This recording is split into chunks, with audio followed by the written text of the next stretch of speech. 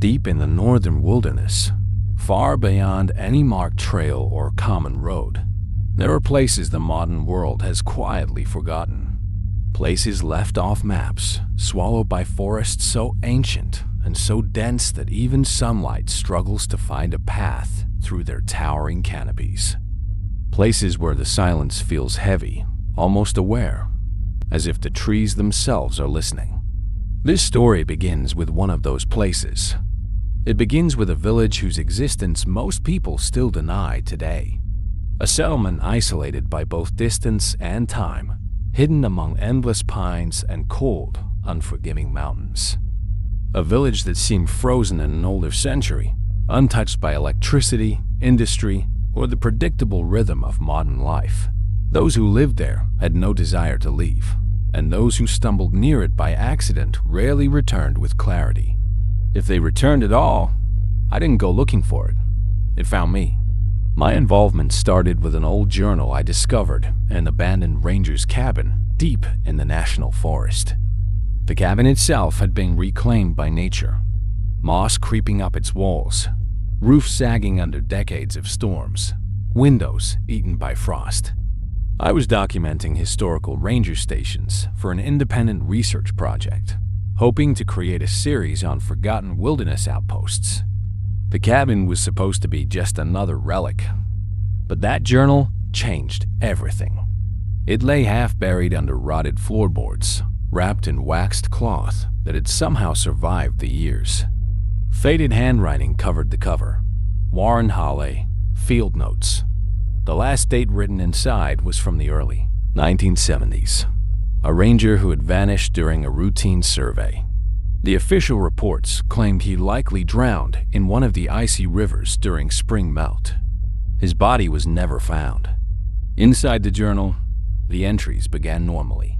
Observations about weather, wildlife, trail erosion.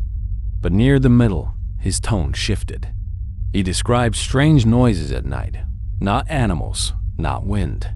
He wrote about people he had seen walking deep between the trees, people he didn't recognize from any nearby communities, people wearing heavy, handmade clothing. In the middle of summer, he said they watched him from the shadows but fled whenever he approached. He said he found footprints, not boot prints, but bare feet, dozens of them.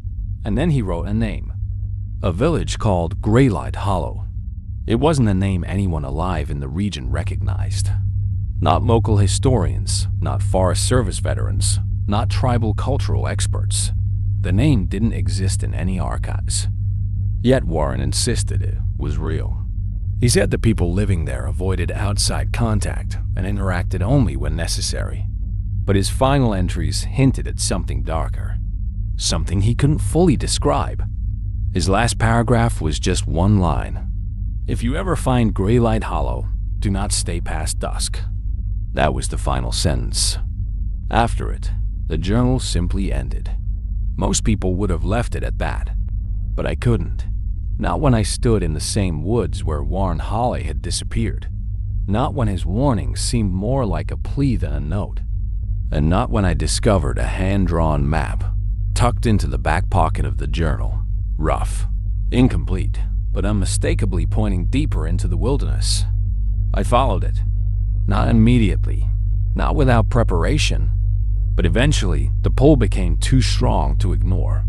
For weeks, I studied old aerial photos, comparing terrain and landmarks. The deeper I looked, the stranger the region became. Satellite images revealed dense canopy with unusual clearings, circular patches of barren ground with no vegetation. I checked soil surveys. No volcanic activity, no known fires, no industrial contamination. Just blank spaces the forest refused to reclaim. Every rational explanation failed. So, one cold morning in late autumn, I packed my gear and began hiking north toward the coordinates I estimated from Warren's rough sketches. The forest was silent in a way that felt unnatural. No birdsong, no rustling squirrels, no sounds of life. Just cold air and the whisper of distant branches bending under their own weight.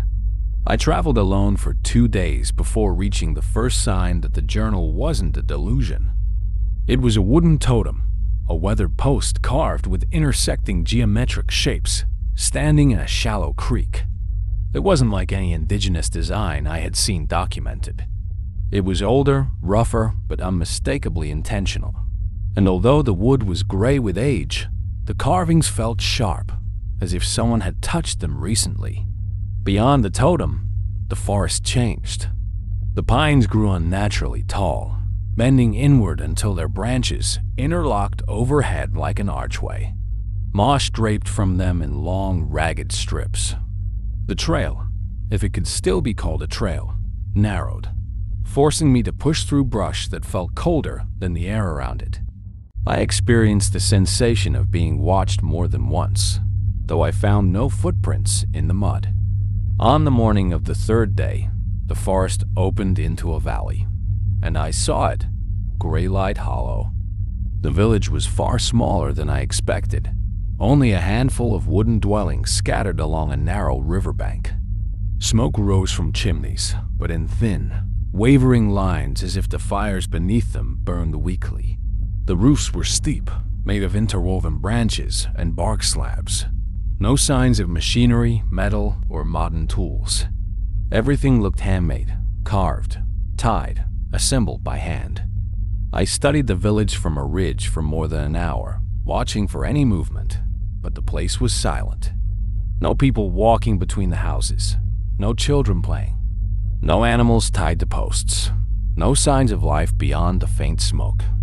Still, something felt off. Villages like these didn't exist anymore. Not without documentation, not without some record.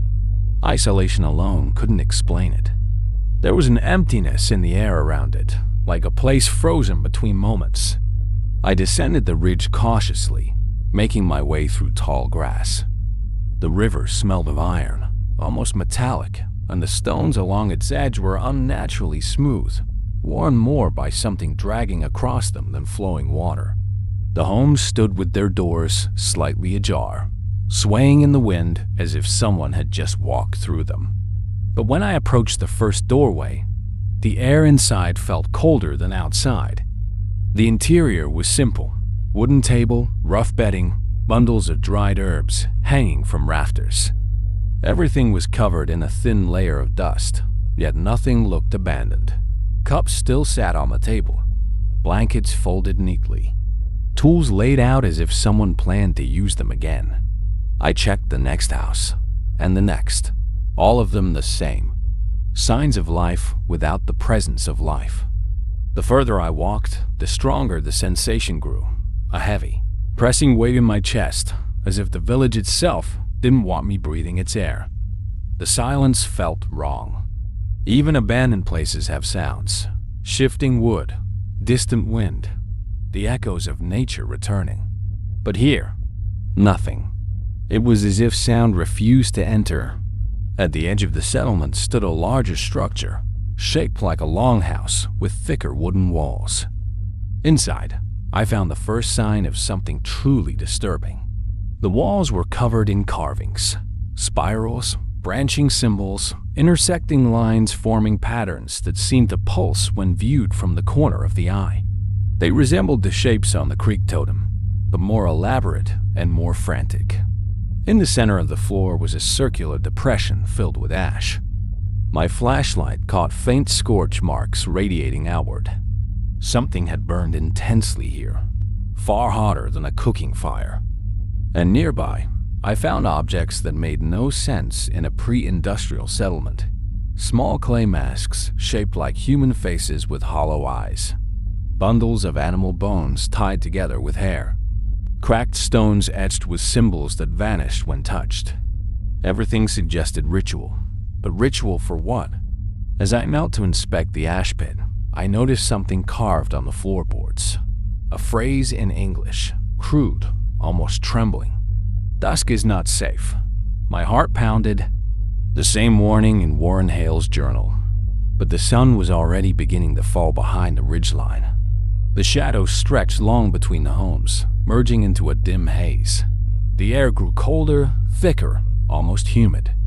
And for the first time since entering the valley, I heard something, a faint rhythmic sound. Not walking, not breathing, not whispers. It was a slow, dragging motion, like something heavy being pulled along the forest floor.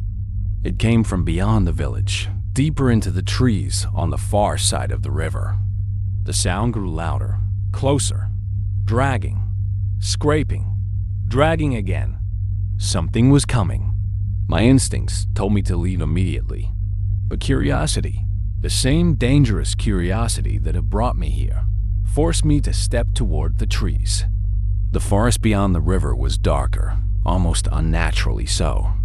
Although the sun still hung in the sky, its light seemed unable to penetrate the trunks. I approached the riverbank, listening. The dragging stopped. The silence returned, but the forest no longer felt empty. It felt crowded. I stared into the darkness between the trees, and for a brief moment I thought I saw faces, pale shapes, unmoving, watching. Not human faces, but something approximating them. Carved shapes like the masks, staring from the deep shadows. Then the wind shifted. A low hum rose through the valley, vibrating in the air, almost musical, but deeply unnatural. It resonated through the wooden homes, through the ground beneath my feet, through the river.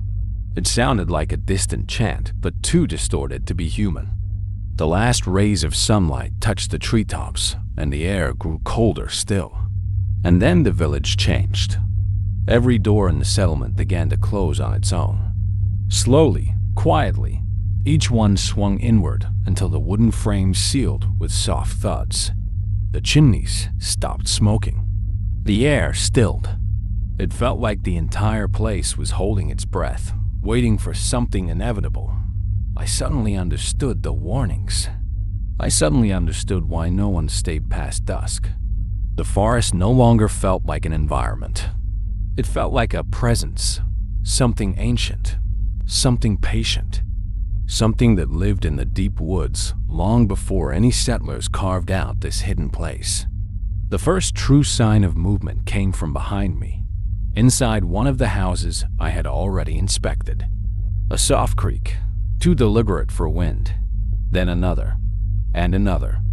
It sounded like footsteps shifting across old floorboards, but slow, uneven, almost as if the limbs making the steps didn't belong to a person. The sun dropped lower, the valley dimmed, and the night began to awaken in ways no human should ever witness. And that is where the real story begins, where Greylight Hollow reveals the truth behind its silence, a truth that reshaped everything I thought I knew about isolation, wilderness, and the unseen things that survive in forgotten corners of the world. For as the shadows deepened, I realized that the village was not abandoned. It was waiting, and something in the dark was beginning to emerge. Night in the valley did not begin softly or gradually. It felt like a sudden wait. The moment the sun dipped behind the ridge, the remaining daylight collapsed into a muted gray haze that clung to the ground like smoke.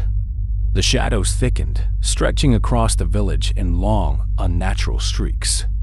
The air tightened, growing heavy and tense, as if the entire landscape were bracing for something inevitable and deeply familiar to it. I knew I should leave. Every instinct pressured me to climb the ridge, retrace my steps, and escape while I could still see the outline of the forest. But some part of me, curiosity, fear, stubborn determination, kept me rooted in place. The situation had shifted too fast, too sharply, to process. I needed to understand what was happening before I ran blindly into the wilderness. And then came the sound. It returned slowly at first. That dragging, scraping rhythm, steady, heavy, and deliberate.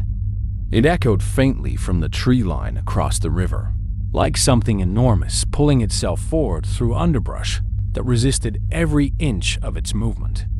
The noise was too large, too intrusive to belong to any animal native to these woods.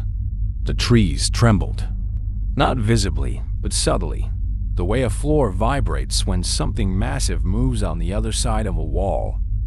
I stepped backward instinctively, positioning myself between two of the abandoned houses. The village lighting, if it could even be called that, shifted as well. The pale dusk dimmed into a murky blanket of bluish shadow that smothered the valley floor. No stars appeared. No moonlight filtered in. It felt like an eclipse nobody had predicted. Then, movement. At first, I thought it was in the houses. The creaking I'd heard earlier grew louder, more purposeful. But as I listened, I realized it wasn't just one house. It was all of them. Every structure in Greylight Hollow seemed alive with subtle, unsettling sounds. Slow shuffling, faint dragging, something brushing against walls or floors with a texture I couldn't identify. It was like the buildings themselves were breathing. I edged closer to one doorway, not daring to step inside, and peered through the cracked wooden frame. The shadows inside pulsed faintly, rippling across the floor like smoke disturbed by unseen forces. The shapes were indistinct but unmistakably moving, drifting, assembling. Then a new sound whispered through the air, so soft I almost didn't notice it. A faint clicking, rhythmic, measured. It reminded me of someone tapping their fingernails on wood. Except there were too many taps at once, layered in rapid succession like a dozen hands moving at the same time. I stepped away. Across the river, the dragging noise grew louder. The forest canopy swayed violently, though no wind blew. The thick pine branches rustled and cracked, bending under some immense pressure. Something was moving in the woods, something enormous, slow, and patient. Then, from deep within the forest, a low hum began to rise. The same vibrating tone I had heard earlier, but stronger now. So strong it seemed to seep into my bones. It wasn't a chant, though it carried the cadence of one. It wasn't a voice, though it held a disturbing sense of intention. The sound rolled across the valley like a wave of pressure, causing the wooden homes to creak in unison, as if responding to a command. I realized then that Greylight Hollow wasn't abandoned. It was asleep, and something was waking it. I couldn't risk staying exposed any longer. With the dragging noise growing louder, I sprinted to the longhouse, the structure with the ritual symbols and ash pit. It felt wrong to return there, but the thick walls offered the best cover, and the interior seemed more open, easier to navigate in the dark. Inside, the air was colder than before.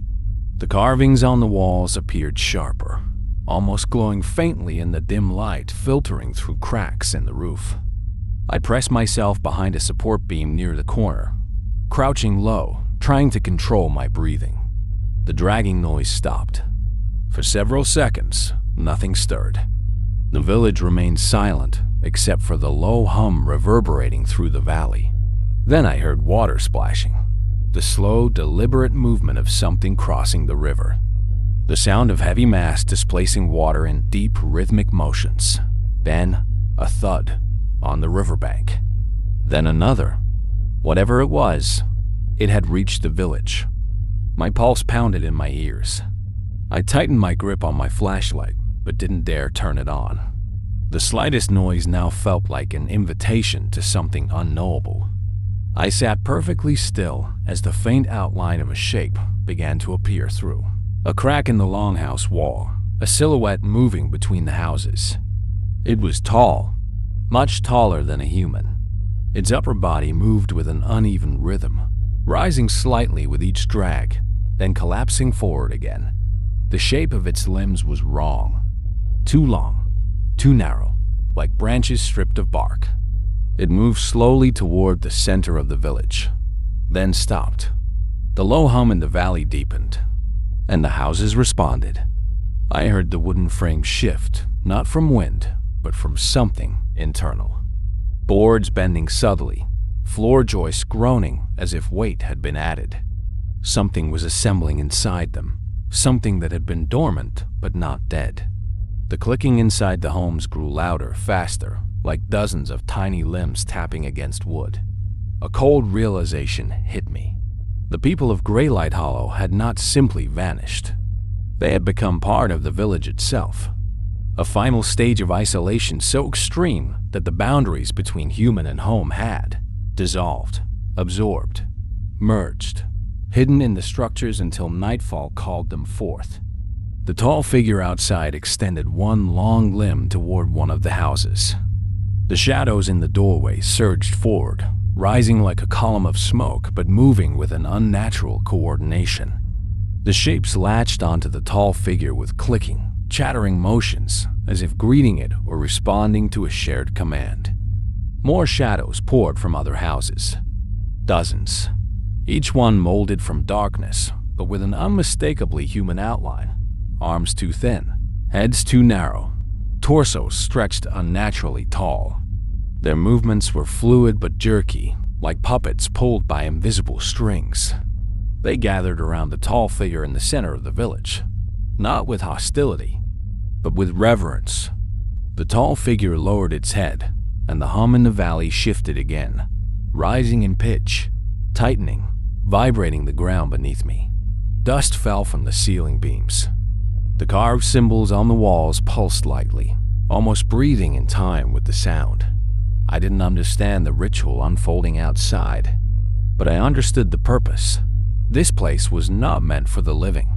Greylight Hollow was a sanctuary for something ancient, binding the villagers in a cycle of darkness they had embraced willingly or unwillingly. I needed to leave. Now, but escaping undetected required waiting for the right moment. The shadows gathered tightly around the tall figure, forming a circle, each one swaying slightly as if part of a coordinated movement. Their attention was focused on the ritual, not the longhouse. I slid quietly along the wall, moving toward the back corner, where a small gap in the boards led to the outside. The gap was narrow, barely wide enough for me to squeeze through. As I knelt to crawl toward it, the hum suddenly stopped. Everything fell silent.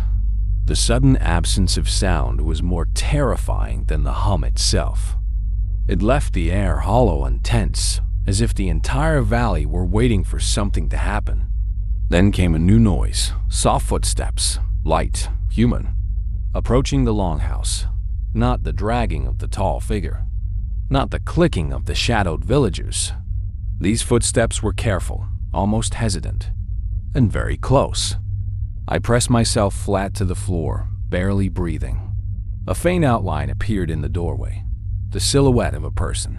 Not one of the tall shadows, not a twisted shape, just a woman. Her figure was thin, but unmistakably real in the way ordinary people move. But her posture was rigid, her head tilted slightly to the side, as if listening to something I couldn't hear. She stepped inside the longhouse.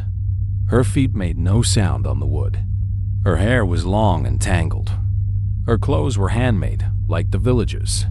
And her eyes reflected no light. She wasn't a shadow, but she wasn't fully alive either. Her head turned toward me slowly, too slowly. I felt her attention lock onto me, even before her face shifted in my direction. It wasn't sight. It was presence, awareness, as if some part of her consciousness extended through the entire building. I didn't move, didn't breathe. She stepped closer. Her bare feet brushed softly against the floor. Her head tilted further, almost unnaturally. Her arms hung straight at her sides. She moved with the stiffness of someone guided by instinct rather than intention. She stopped just a few feet from me. For a long moment, she stood still, silent, listening, sensing. Then the hum outside began again, reverberating through every board, every beam, every bone. The woman's head jerked unnaturally toward the doorway, as if pulled by invisible force. She turned and walked away, leaving as quietly as she had entered. The shadows outside resumed their ritual. The tall figure raised its elongated limbs. The villagers of darkness leaned in closer. The valley pulsed with a terrifying unity. And I crawled silently toward the back of the longhouse, toward the gap in the boards, knowing that if I didn't escape now, I would never leave Greylight Hollow at all. And as I slipped through the wall, I realized the night was only beginning. Slipping through the narrow opening behind the longhouse felt like crawling out of a living organism. The wood's rough edges scraped against my clothing as I pushed myself into the cold night air. Emerging behind the structure, where tall grass and waist-high weeds swallowed everything in silence. The moment I was outside, I realized how different the valley felt now that darkness had fully settled. The air was thicker, almost viscous, as if moving through it required effort. The trees at the far edges of the village swayed despite the absence of wind. The ground itself seemed to emit a faint pulsing vibration in time with the ritual hum. I crouched low, keeping my head below the height of the longhouse windows. The shadows gathered near the center of the village continued their ritual, their elongated forms swaying rhythmically around the towering figure that seemed to lead them. Their attention remained fixed on whatever ceremony had drawn them from their hiding places. I told myself this was my moment, my only chance. The ridge I had descended earlier stood about 200 yards away. Far enough to be daunting, close enough to be my best hope. If I could reach the tree line before the ritual shifted again, I might be able to escape unnoticed. I began to move slowly, deliberately, placing each step with care to avoid snapping twigs or crushing dry brush. My body felt heavier than normal. Each motion took concentration, as if the valley were actively resisting my effort to leave.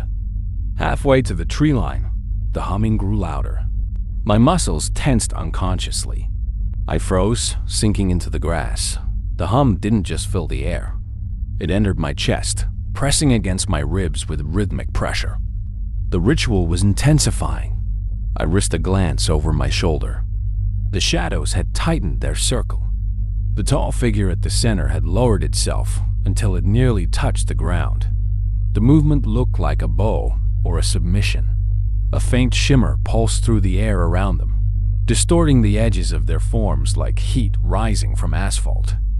Then, slowly, the shadows began to rise, not upward, outward.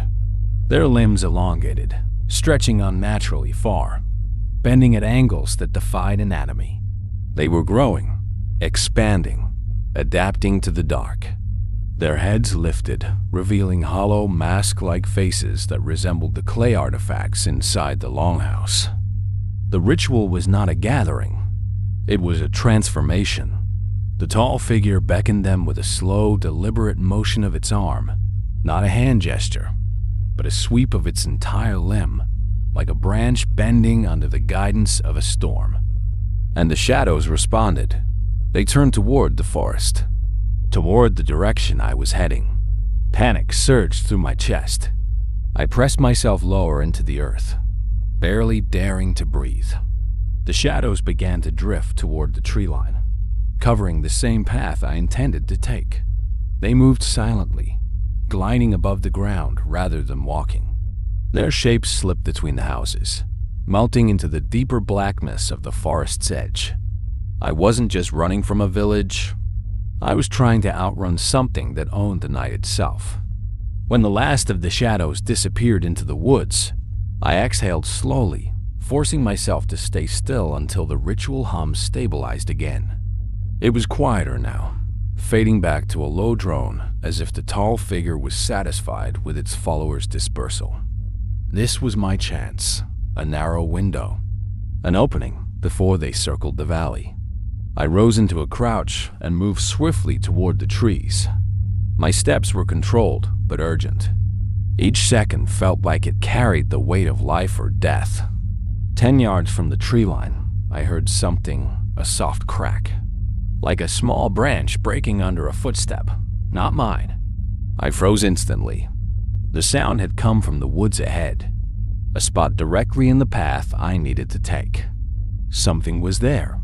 Something waiting. The shadows couldn't have completed their sweep that quickly, unless they moved faster than I assumed. I scanned the trees, looking for movement. Nothing. Just darkness. Then the crack came again, closer this time, followed by breathing, slow, deep. Wet, a chill crawled up my spine. It wasn't the tall figures dragging. It wasn't the clicking of the shadow villages. This breathing was different, guttural, labored, inconsistent. Something hiding just inside the forest.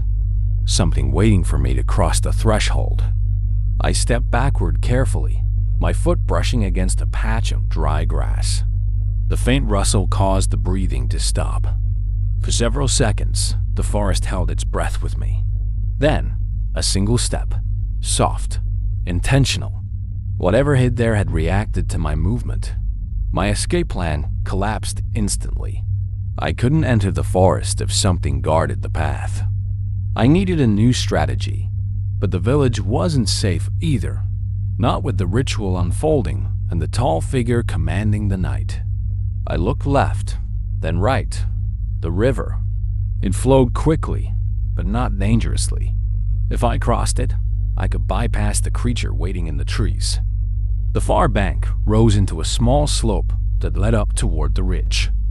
It would be steep, uneven terrain, but safer than walking directly into a trap. The humming in the village shifted again, rising abruptly as if some milestone in the ritual had just been reached. I couldn't wait any longer. I sprinted for the river. The moment my feet broke into motion, the breathing in the woods exploded into a fast, frantic snarl, followed by heavy footfalls, rapid and aggressive, crashing through the underbrush toward me. I didn't look back. The riverbank came into view. I threw myself down the short drop and plunged into the icy water. The cold shocked my body instantly, clamping down on my lungs like a fist. The current was stronger than it looked, pulling against my legs, threatening to sweep me downstream toward a cluster of jagged rocks. I forced my way through it, arms and legs burning with effort. The water surged past my waist, pushing sideways with surprising power. The noise of the forest creature behind me grew closer, its steps heavy, its breath feral. I reached the far side of the river, grasping at slick stones, pulling myself up with shaking hands. The icy cold clung to my clothes, weighing me down as I scrambled onto the slope. But then, silence. I turned. The creature stood at the river's edge. It was human-shaped in the same way the shadow villages were human-shaped. A suggestion of humanity twisted by something older. Its limbs were elongated, but not as drastically as the shadows. Its skin was pale, almost reflective. Its eyes were wide, unnaturally so. But it did not cross the water. It paced the riverbank instead, moving back and forth with frantic energy, growling low, almost panicked. Its motions were unnatural but quick. Every time it leaned forward, its body twitched violently, as if repelled by an invisible barrier. It couldn't enter the water. The river was a boundary. Not for me, but for them. Relief washed over me, but only for a moment. Because as I turned to climb the slope, I saw something far more terrifying. The shadows in the forest. They were forming a line. Dozens of elongated silhouettes standing at the tree-line edge, motionless, facing me across the river. They weren't moving closer. They didn't need to. Their presence alone was enough to freeze the air in my lungs. Far behind them, the tall figure stood above the houses like a monolith, its form towering, its presence unmistakable even at a distance. The ritual had sent the shadows into the forest to guard every path out of the valley, and the tall figure was watching, not with eyes, but with awareness, as if it felt the disturbance of an intruder trying to break free. The humming stopped completely. The valley held its breath. Then something changed. The tall figure lifted one long limb and pointed, not at the river, not at the forest, but directly at me. The shadows shifted in response, their forms trembling as if charged with energy. For one moment, the entire valley was silent. Then the shadows began to move, not toward the river, but up the ridge. They were flanking me, surrounding me, cutting off every escape route with terrifying precision. The tall figure remained still, but its influence stretched like an invisible web guiding the movements of everything in Greylight Hollow. My only hope lay beyond the ridge, In higher terrain the shadows might avoid, in territory where I could break their line of movement. I turned and sprinted up the slope, my legs burning, my feet slipping on wet soil. Behind me, the shadow surged through the forest, moving with impossible speed, gliding between trees with fluid predatory motion. The climb grew steeper, the forest darker, the night more oppressive, but I couldn't stop, not even for a second. Greylight Hollow was coming alive, reaching for me, closing in around me. And as I pushed myself upward through the freezing darkness, one horrifying truth crystallized in my mind. The villagers had never intended to keep outsiders out. They intended to bring outsiders in. The wind outside John's cabin howled like a living thing, clawing at the wooden walls as if begging to be let in. He sat in the center of the room, knees pulled to his chest, the flickering lantern making the shadows crawl across the floorboards like hungry animals. His breath was shallow. His skin felt cold. And for the first time since he began telling his story, he hesitated. Because now he was at the part he never wanted to revisit. The final night. The night he stopped being human. After days of isolation, hallucinations, and memories twisting into nightmares, something in John finally snapped. He remembered standing in front of his cabin window, staring into the pitch-black tree line. The forest looked wrong to still, too silent, like the world was holding its breath. Then the trees shifted. Not swayed, shifted. As if something massive moved behind them. John whispered into the darkness, "What do you want from me?" No answer. Just the sensation of eyes, hundreds of them, opening inside the woods. Watching. John grabbed his old camcorder, the one he used to record the monologue we've been hearing. His hand shook so violently the camera rattled, but he pressed record anyway. He wanted anyone, to hear the truth if he didn't make it out alive.